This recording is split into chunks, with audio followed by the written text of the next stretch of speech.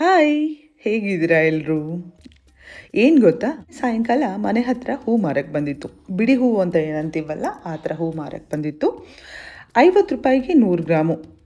ಸಾಮಾನ್ಯವಾಗಿ 30-40 ರೂಪಾಯಿ 100 ಗ್ರಾಮ್ ಇರುತ್ತೆ. ಶ್ರಾವಣ ಆಗಿದ್ದರಿಂದ ಸ್ವಲ್ಪ ರೇಟ್ ಜಾಸ್ತಿ ಆಗಿದೆ. ಇನ್ನೇನು ವರಮಹಾಲಕ್ಷ್ಮಿ ಅನ್ನೋಷ್ಟೊತ್ತಿಗೆ ಸಾಕಷ್ಟು ರೇಟ್ ಜಾಸ್ತಿ ಆಗಿಬಿಡುತ್ತೆ.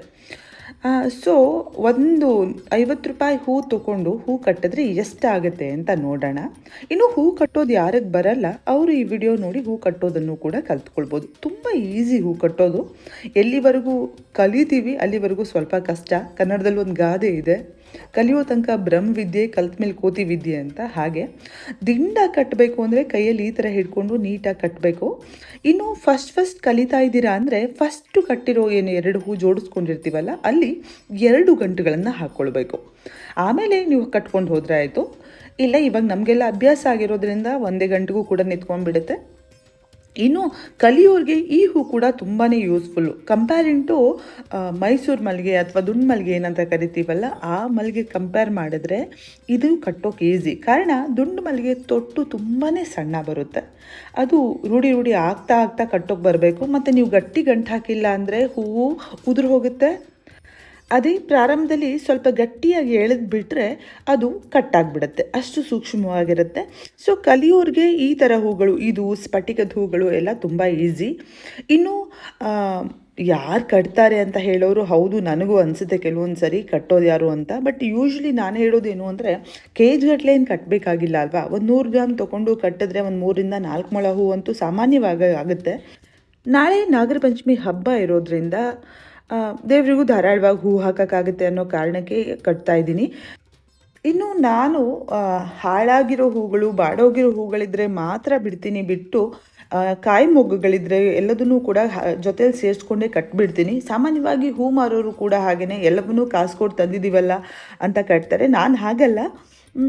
ಹೂವನ್ನು ಗಿಡದಿಂದ ಕುಯ್ದ ಮೇಲೆ ಅದು ಭಗವಂತನ ಪಾದ ಸೇರೋಕೆ ಅದಕ್ಕೊಂದು ಅವಕಾಶ ಸಿಗಬೇಕು ಅನ್ನೋದಕ್ಕೆ ಚಿಕ್ಕ ಪುಟ್ಟ ಕಾಯಿ ಮೊಗ್ಗುಗಳನ್ನು ಇದ್ದರೂ ಕೂಡ ದೊಡ್ಡ ಹೂಗಳ ಜೊತೆ ಮಧ್ಯ ಸೇರಿಸ್ಕೊಂಡು ಕಟ್ಟಿಬಿಡ್ತೀನಿ.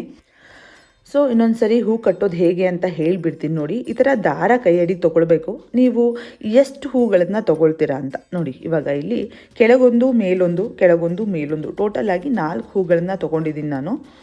ಸೊ ಈ 4 ಹೂಗಳಿಗೆ ಒಂದು ಸುತ್ತು ತೊಗೊಳ್ಬೇಕು. ಆಮೇಲೆ ಮೇಲ್ಗಡೆ ಸರಗಂಟು ಅಂತೀವಿ, ಅಂದರೆ ಸುತ್ತಬಿಟ್ಟು ಒಂದು ಸರದ ಥರ ಮಾಡಿ ಅದ್ರ ಸುತ್ತಲೂ ಹಾಕಬೇಕು. ಆ ಥರ ಗಂಟು ಹಾಕಬೇಕು ನೋಡಿ. ಈ ಥರ ಹೂವನ್ನ ಇಟ್ಕೊಳ್ಬೇಕು. ಕಾಯಿ ಮೊಗ್ಗುಗಳನ್ನು ಜೊತೆಯಲ್ಲಿ ಸೇರಿಸ್ಕೊಳ್ತಾ ಇದ್ದೀನಿ ನಾನು. ಸೊ ಒಂದು ಈ ಥರ, ಇಷ್ಟೇ ಈಸಿ ನೋಡಿ. ಯಾರ್ಯಾರಿಗೆ ಹೂ ಕಟ್ಟೋಕೆ ಬರೋದಿಲ್ಲ, ಅದಕ್ಕೆ ನಾವು ಹೂ ಕಟ್ಟಲ್ಲ ಅಂತೀವಲ್ಲ ಅವರಿಗೆ. ಇನ್ನು ಹೆಣ್ಮಕ್ಳು ಹೂ ಕಟ್ಟೋದನ್ನು ಕಲೀಲೇಬೇಕು ಅನ್ನುವಂತಹ ಮೈಂಡ್ಸೆಟ್ ಏನಿಲ್ಲ ನನಗೆ. ಬಟ್ ಇದು ಒಂಥರ ಆರ್ಟ್ ಥರ.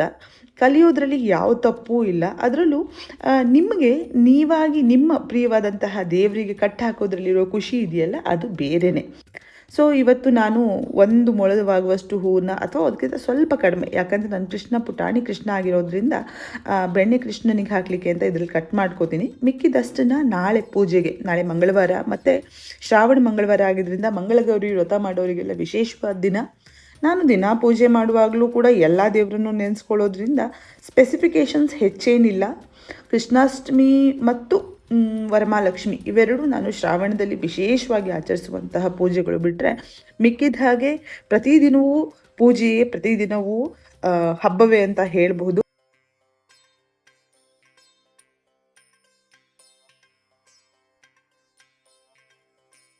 ಇನ್ನು ಕಟ್ಟಾಯ್ತು ನೋಡಿ, ಅಷ್ಟೇ. ಸುಮಾರು ಒಂದು ಅರ್ಧ ಮುಕ್ಕಾಲು ಗಂಟೆ ಅಷ್ಟು ಟೈಮ್ ಆಗಿರ್ಬೋದು. ಬಿಕಾಸ್ ನಾನು ಎಡಿಟಿಂಗ್ ಮಾಡ್ತಾನೆ ಹೂ ಕಟ್ತಾ ಇದ್ದೆ, ಜೊತೆಲೇ ಎಡಿಟಿಂಗ್ ವರ್ಕು ಮಾಡ್ತಾ ಇದ್ದೆ ಹೆಡ್ಫೋನ್ ಹಾಕ್ಕೊಂಡು. ಸೊ ಒಂದು ಅರ್ಧ ಮುಕ್ಕಾಲು ಗಂಟೆ ಆಗಿರ್ಬೋದು. ಸೊ 4 ಮೊಳ ಹೂವಾಗಿದೆ, ಎಕ್ಸಾಕ್ಟ್ 4 ಮೊಳ ಅಂತ ಅನ್ಬೋದು. 1 ಮೊಳಕ್ಕೆ 30-40 ರೂಪಾಯಿ ಮಿನಿಮಮ್ ಇರುತ್ತೆ. ಎಲ್ಲೇ ಹೋಗಲಿ ಮಾರ್ಕೆಟ್ ಹತ್ರ ಹೋದ್ರು ನಿಮಗೆ 30-40 ರುಪೀಸ್ ಇದೆ.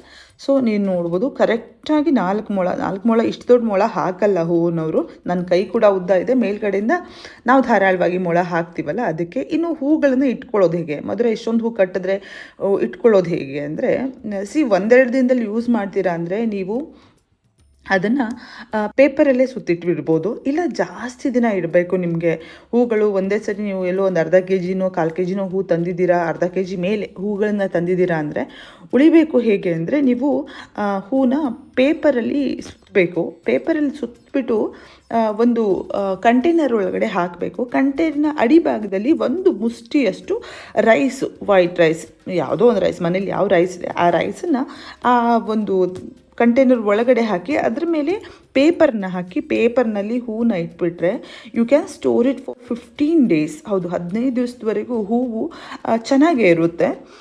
ಸೊ ಈ ವರಮಹಾಲಕ್ಷ್ಮಿಗೆಲ್ಲ 8 ದಿನಕ್ಕೆ ಹೂ ತಂದ್ಕೋತೀರಲ್ಲ, ಅವಾಗ ಅಂದರೆ ಮಾರ್ಕೆಟಲ್ಲಿ ಹೂವಿನ ರೇಟ್ ಜಾಸ್ತಿ ಆಗುತ್ತೆ ಅನ್ನೋ ಕಾರಣಕ್ಕೆ ಒಂದು ವಾರದ ಮೊದಲೇ ಹೋಗಿ ಹೂ ತರೋರಿಗೆ ಇದೊಂದು ಅಡ್ವೈಸು. ನೀವು ಮಲ್ಲಿಗೆ ಹೂವು, ಮಳ್ಳೆ ಹೂವಿನಂಥ ಹೂ ತಂದರೆ ಆ ಹೂನ ನೀವು ಈ ಥರ ಮಾಡಿ ಕೂಡ ಸ್ಟೋರ್ ಮಾಡ್ಕೊಳ್ಬೋದು. ಇನ್ನು ಸಾಯಂಕಾಲ ಹೊತ್ತಾಗಿದ್ದರಿಂದ ನಾನು ಕೃಷ್ಣನಿಗೆ ಒಂದು ಸ್ವಲ್ಪ ತೊಗೊಂಡು ನಾಳೆ ಪೂಜೆಗೆ ಅಂತ ಹೂವನ್ನ ಎತ್ತಿಡ್ತಾ ಇದ್ದೀನಿ. ನಾನು ಇಲ್ಲಿ ಅಕ್ಕಿಯೆಲ್ಲ ಹಾಕ್ತಾ ಇಲ್ಲ, ಬಿಕಾಸ್ ಬೆಳಿಗ್ಗೆ ಇದು ಖಾಲಿ ಆಗುತ್ತೆ, ಬೆಳಿಗ್ಗೆ ಪೂಜೆ ಹೊತ್ತಿಗೆಲ್ಲ ತೆಗೆದು ಬಿಡ್ತೀನಿ.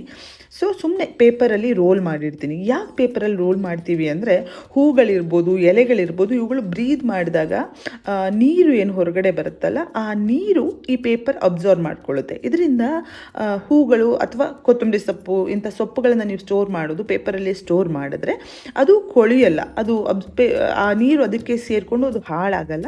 ಹಾಗಾಗಿ ಪೇಪರಲ್ಲಿ ಸುತ್ತಿಟ್ಬಿಟ್ರೆ ಆಯಿತು. ಇವತ್ತು ಬಿಗಿನರ್ಸ್ಗಾಗಿ ಮಳ್ಳೆ ಹೂ ಕಟ್ಟೋದನ್ನು ಹೇಳ್ಕೊಟ್ಟಿದ್ದೀನಿ. ಮುಂದಿನ ವಿಡಿಯೋಗಳಲ್ಲಿ ನಿಮಗೆ ದಿಂಡು ಹಾಕೋದನ್ನು ಕಲಿಬೇಕು, ಬೇರೆ ಯಾವುದೇ ರೀತಿ ಹೂ ಕಟ್ಟೋದು ಕಲಿಬೇಕು ಅಂದರೆ ಕಮೆಂಟ್ ಮಾಡಿ.